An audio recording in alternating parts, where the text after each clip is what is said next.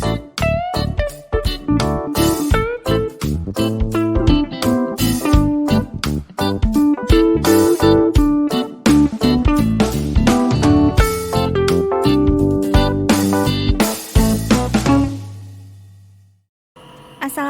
teman-teman, selamat sore, happy weekend.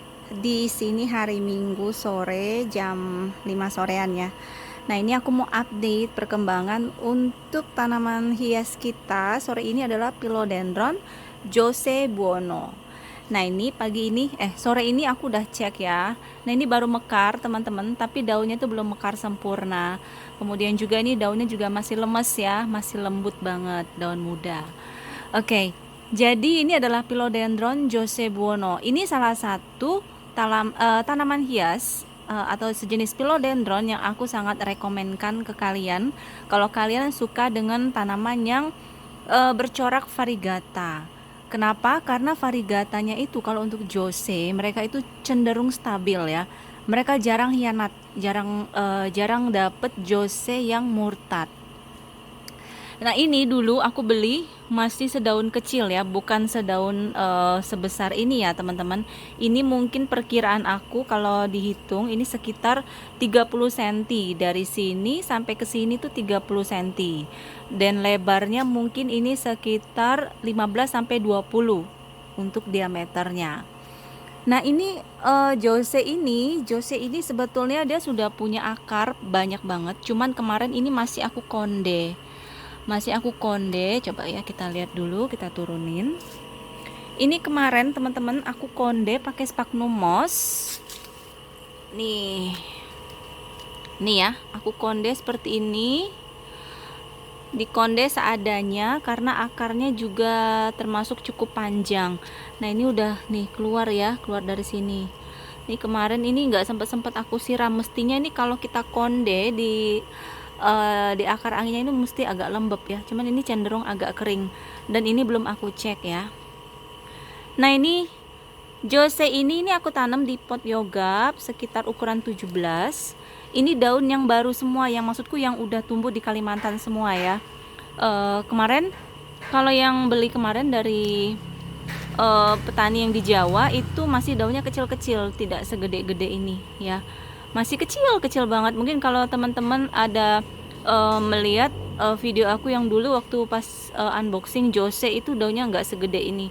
Nah, ini berkat media tanam yang oke, yang cocok untuk dia. Kemudian juga ini aku pakein turus ya, turus lumut. Nah, ini alhamdulillah nih daunnya gede-gede banget teman-teman nih, walaupun hanya di pot.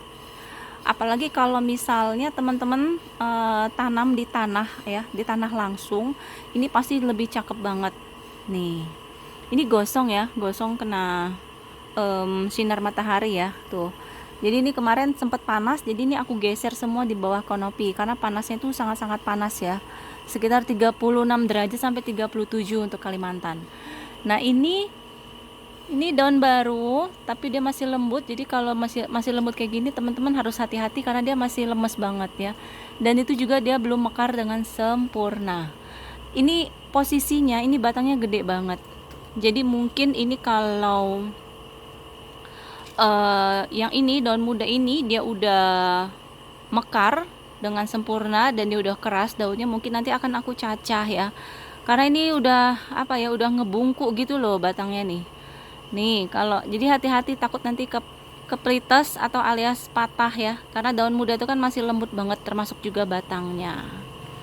Nah, ini Jose ini termasuk teman-teman, dia bisa kalian letakkan indoor boleh ya, tapi kalau untuk indoor sebaiknya posisinya itu di dekat jendela atau dia masih ada sinar matahari yang masuk sedikit ya, jadi jangan terlalu kedap sinar ya.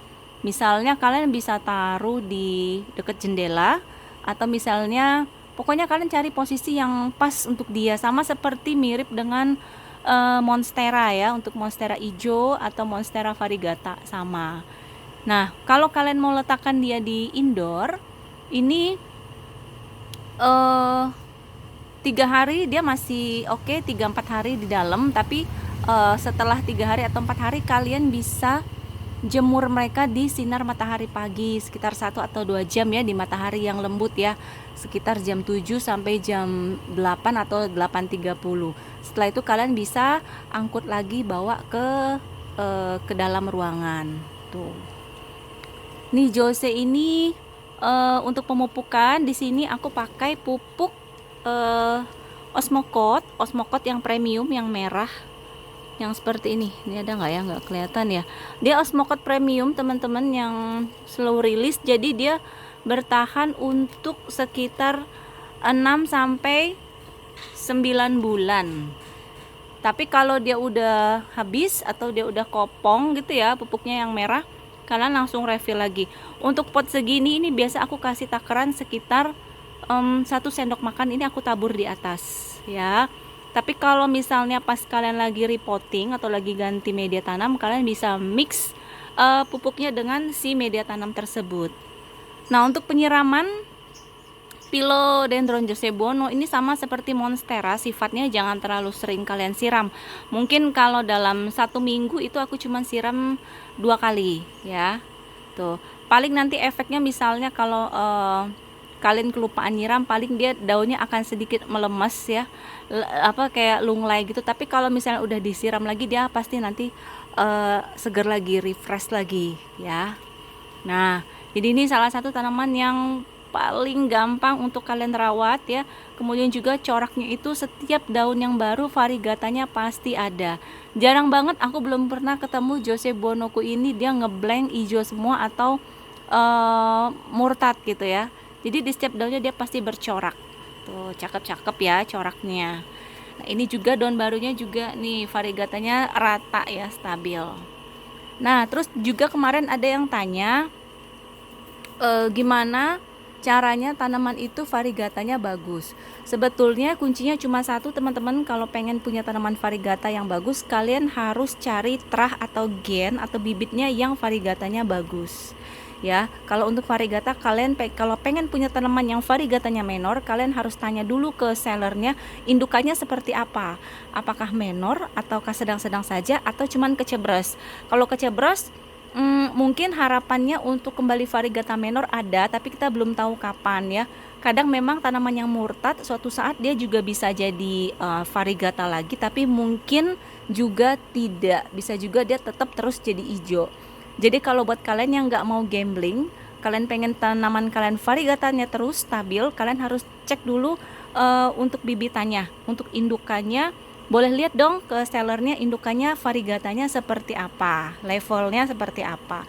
Karena gen itu menentukan untuk pertumbuhan ke daun-daun selanjutnya. Jadi bukan di media tanam ya teman-teman. Karena aku udah beberapa kali aku perhatikan untuk media tanam itu nggak terlalu berpengaruh ke tingkat kevariegataannya. Karena setiap tanaman itu standarnya cuma satu, pokoknya adalah untuk media tanam itu media tanamnya harus poros, bersih dan steril dan bernutrisi. Selain itu untuk corak, trah itu semuanya tergantung dari gen atau bibit. Nah, ini ya teman-teman ya, kita hitung dulu ya daun variegatanya. Daun si Jose ada berapa nih? 1, 2, 3, 4, 5, 6, 7. Ini 7 daun. 7 daun yang udah hidup beradaptasi di Kalimantan.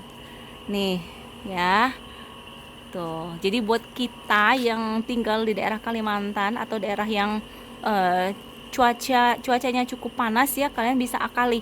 Kalian bisa searching, kalian riset sendiri ya untuk di daerah kalian itu posisinya bagaimana, kemudian media tanam yang cocok itu seperti apa.